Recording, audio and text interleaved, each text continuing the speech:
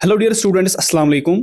आज का जो हमारा सवाल है वो बिल्कुल आसान और आपकी लाइफ के लिए बहुत ही इंपॉर्टेंट है। कैरियर की शुरुआत जब इंसान करता है वो ग्रेजुएशन के बाद ही स्टार्ट करता है। और ग्रेजुएशन में आपको हमेशा इस बात का ख्याल रखना चाहिए कि मैं पीजी करूं या फिर किसी कॉम्पिटिटिव एग्जाम के लिए तैयारी करूं। आज का सवाल यही है, मैं आपको बता दूंगा कि आपको कौन सा जो है वो ट्रैक अच्छा है, ताकि आप जो है वो फर्दर स्टडीज करो या फिर जॉब के लिए पढ़ाई करो। देखो, जब इंसान ग्रेजुएशन कंप्लीट करता है उस टाइम उन इंसान के पास, उस स्टूडेंट के पास ऑप्शंस जो होते हैं वो बंद होते हैं ऑप्शंस।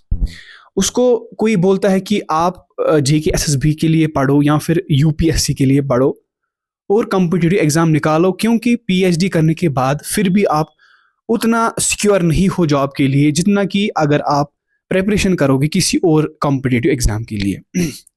अगर आप पीजी करना चाहते हो, देखो पीजी करने के लिए सबसे पहले आपको माइंडसेट होना चाहिए कि पीजी करने के बाद आपको नेट क्वालिफाई ज़रूर करना चाहिए। क्योंकि पीजी ऐसे ही नहीं रखना चाहिए कि पीजी के बाद आप फिर से जेके एसएसबी के लिए पढ़ोगे, तो वो शायद मुझे नहीं लगता वो ठीक है।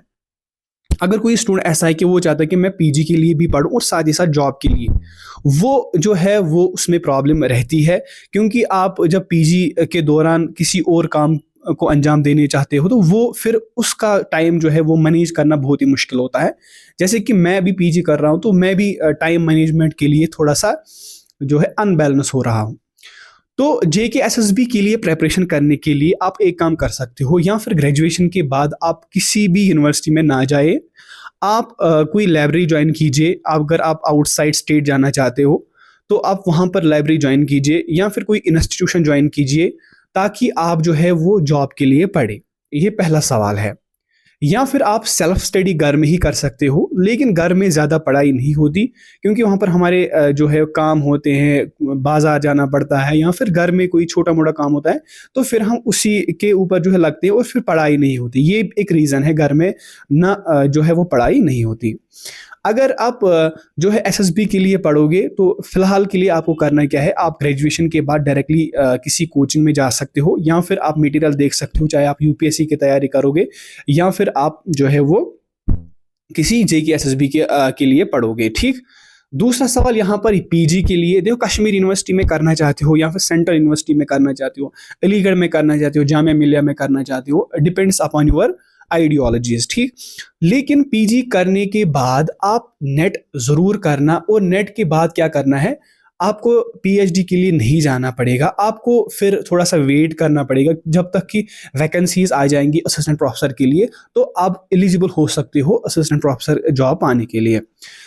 अगर आप चाहते हो कि मैं नेट के बाद जो है चाहे किसी को जेआरएफ हो गया, फिर वो चाहता है कि मैं जो है रिसर्च पे जाऊं, तो अगर आपके पास टाइम है, क्योंकि आजकल जो है वो ज़्यादा लोगों के पास टाइम नहीं होता, वो जल्दी जल्दी जॉब जो है वो सिक्योर करना चाहते हैं।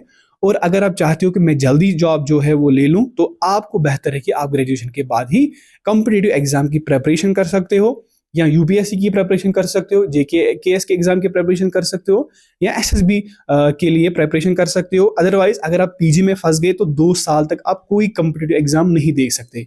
अगर दे भी सकते हो तब भी आपको जो है वो थोड़ा सा इफेक्ट अपने स्टडीज पर होगा जो कि आप पीजी के दौरान अभी कर रहे हो। ठीक। अगर आप चाहते हो कि मैं जो है वो पीजी करूं, तो पीजी के साथ साथ आप चाहते हो कि मैं जो है वो फर्दर स्टडीज करूं या फिर कोई जो है एसएसबी के लिए पढूं, तो वो बिल्कुल नामुमकिन है। ठीक।